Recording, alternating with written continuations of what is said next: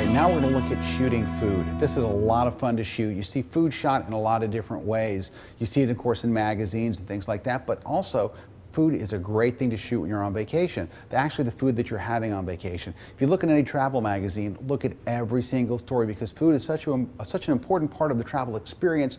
You'll always see shots in there. I'm going to start with a studio shoot, but I'm going to give you some tips on how to shoot as well when you're shooting food out on location, so when you're on vacation. First off, one of the keys to shooting food, there's a couple of keys. Number one is the lighting.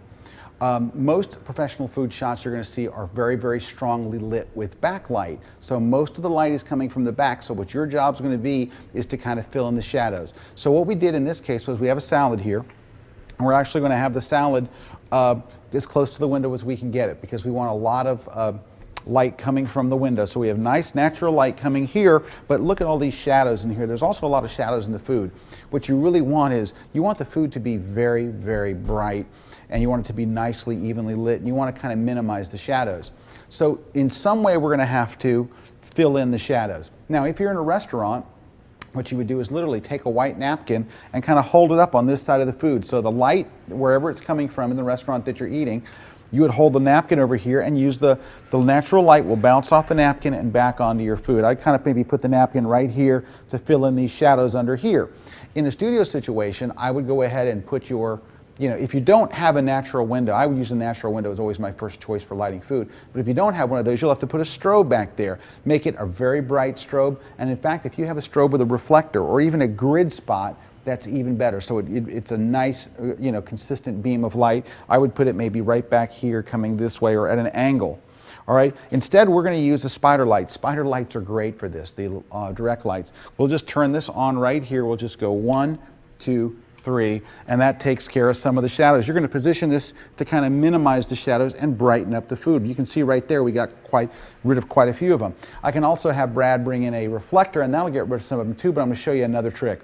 Before we do, I want to tell you the second thing that's really important about food. If you look at commercial food photography, you'll notice that traditionally, most of the food is out of focus. They'll use a very, very, very, very shallow depth of field. So you're talking about shooting maybe at f2.8 or f4 or whatever the lowest number your lens will allow.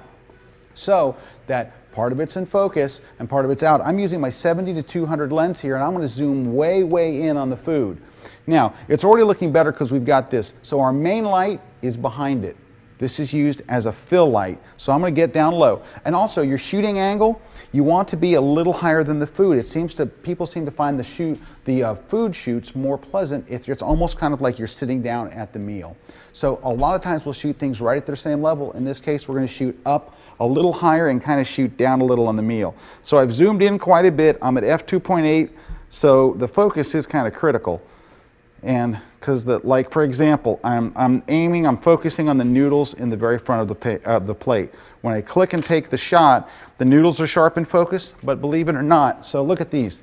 These noodles are in focus. The plate right here is out of focus. And the further you move back in the meal, the plate goes more and more out of focus.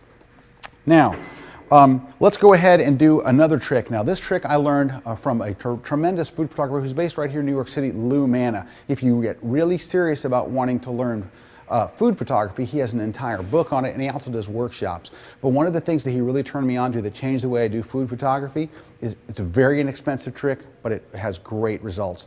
And that is to buy little inexpensive mirrors. I went to literally like the pharmacy, the local pharmacy, and bought these little tiny mirrors here. And what these little mirrors do, they act like little tiny lights. So what I do is I'll place them in here, and you can see that I can actually aim these like lights. So look, I can aim them right at the food. So any place in the food that looks dark, like kind of right in here, I can just aim it down. Because these are continuous lights, it's particularly easy. Boom. It's like buying another light for like $3 or $4. Here, let me grab another one. I can kind of bring it in here, and I just move it. You can actually see the light as you move. Right, look at that, right there. There's no light, and then it's almost like I turned on a little tiny little spotlight right there on that side of the food. Now you want to make sure they don't get in your picture, so I might move these over a little bit, re-aim my spotlight so you don't see them. Same thing over here, kind of right in there. And now let's go back to the camera position and see how we're doing. Well, I moved the food a little, so, oh yeah, boy, it looks nice and bright. in there. Let's just go get a couple more shots. You can see it's out of focus. I'm going to come back a little. And if I go, there we go. I want to make sure I don't see the stuff in there, and we'll get a little bit closer. Also, this works very, very nicely. Works very, very nicely with a telephoto lens or a macro lens. Now, a macro lens is used a lot in food photography, and things are really, really out of focus. You'll actually see this much in focus and the rest is out of focus, but it's very, very, very popular in food photography.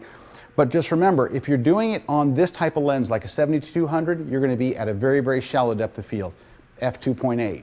If you decide to do this with a macro lens, you're going to get a lot closer. Your lens is going to be this close. You're going to be way up here. Then you want to be at like f22, because the depth of field is so shallow for macro already, you won't be able to see the food in focus. You're going to want to shoot at f22. Makes a big, big difference. So there's a couple of tips. Now, again, when you're out at a restaurant, you're not going to be able to do all this, so you're going to use either a napkin or a very, very small reflector. I'm going to have Brad step in with a larger reflector just to give you an idea. And actually, you can just hand this one to me, Brad. I'll just step right in here. And so you can see that I'm going to be able to bounce the light from the window kind of back into the food. And that's all you want to do. Watch how when I move it away, look at the shadows under the plate. When I bring it in here, I can kind of eliminate some of those shadows. So that's what you're going to do in the restaurant. Now, you can buy a very, very small reflector or even a small little card, but they have reflectors that, I kid you not, they're this small, and they open them up, they're this big. If you're going to be shooting stuff on your vacation, buy one of those. They're very inexpensive. They just pop right open. You can keep it with you. You can keep it in your camera bag or keep it wherever you are, and have a little reflector. Put it right there, right beside your food. Get it as close as you can in without it being seen. But just remember, look at the direction of your light, and you're going to use it to kind of pop it in there. But there's a couple of tips you can do. Oh, we have one. All right. Small reflector. Let me just get rid of this big thing. All right. Small reflector lets you get in here and put light wherever you want it. This little tiny reflector takes the light that's already there. You can actually see it kind of here. Just reflecting the light wherever you want to get it. All right, so there's a couple of tips. I like that. A couple of tips for you shooting food on location and shooting food in the studio.